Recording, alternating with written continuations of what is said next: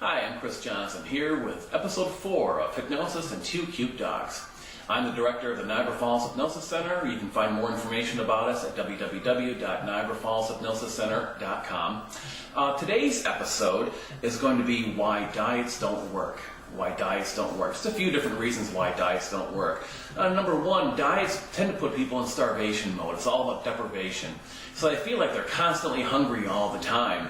And maybe they've been trained throughout their entire lives to eat a certain way. You know, the examples I always tell my clients that I hear a lot are things like, people are starving in China, clean off your plate. They hear these kind of things when they were growing up. And so through a series of repetition, hearing that over and over again, the child learned to eat even though when he or she is not hungry.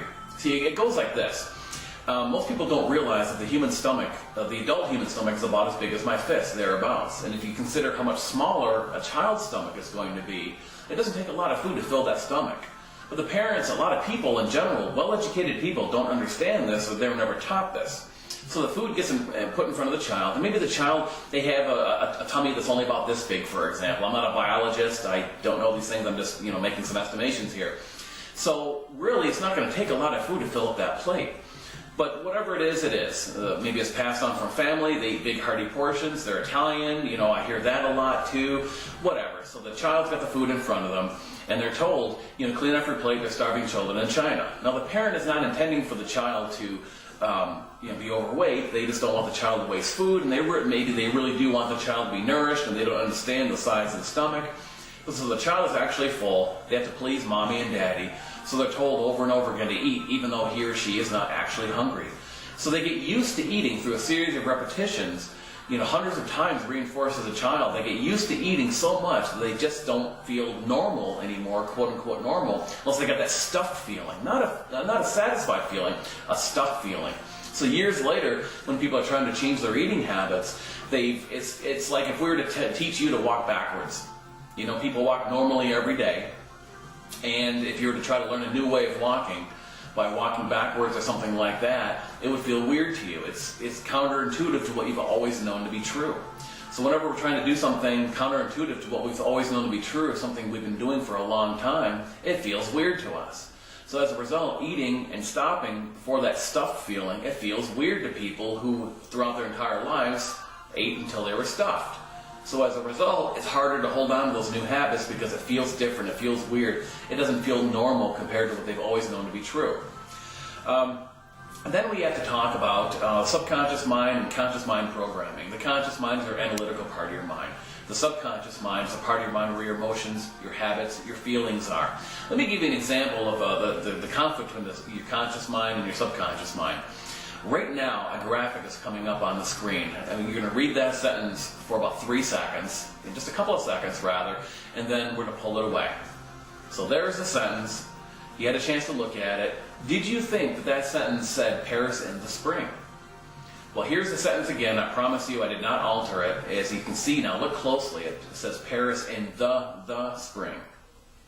It had 2 thes in it. But what happened is your subconscious mind, through years of repetition, learned that a normal sentence, a proper sentence, does not have 2 thes in a row. So as a result, it basically overrides and causes that second the to become invisible, and you basically skip over it. You just don't see it. That's the conflict between your subconscious mind and your conscious mind. Your conscious mind is your analytical mind, the part of your mind that wanted to read that sentence and do this little exercise. The subconscious part of your mind is where all your long-term eating habits have been. So as a result, whenever there's a conflict between the subconscious mind and the conscious mind almost always wins. And the subconscious mind is where our eating habits are, so it overrides the conscious mind, just like that little exercise with the sentence. So, as a result, because of this inner conflict, people are trying to use their conscious mind to override their programming from years past. People say, my willpower is not strong enough. Well, willpower is only intended for short bursts. It's a conscious mind function. Willpower is only there for a couple of seconds, just enough to hit the gas and get past McDonald's, for example, if you're in your car. So that's a real quick example of how your conscious mind programming works and the conflict there involved. Another reason why diets don't work, in addition to not addressing the starvation mode and not addressing the subconscious conscious mind programming, this conflict, diets don't also address emotional eating. maybe a child was taught at a young age. They came in from high school or from kindergarten. They said, "Oh, mommy, Johnny pulled on me today. I'm sorry, honey. I'm sorry you feel bad. Have a piece of cake, you'll feel better." So the child, through repetition, they learn to hold on to food as an anchor, as a way to distract from feeling bad. And then it's also celebratory eating too. Like, "Oh, that's great. I'm so glad you did great on your final exam. You did fantastic. Let's all have cake and we'll celebrate." Then you think about the birthday parties. The birthday parties, it's a ritual. Once you strip away the presents and the games and everything, it all comes down to that cake. There's a cake there, there's candles being lit. And it's amazing because it's really, it's all about the ritual. So those are a few different things that we learn to link food to emotions. Well, I want to thank you very much for watching this episode of Hypnosis and Two Cute Dogs. And coming up next, Frodo and Sophie got a little bit excited. Give us a call at 716-940-8963 and visit us at www.niagarafallshypnosiscenter.com. Thanks again. I'm Chris Johnson. We'll see you again soon.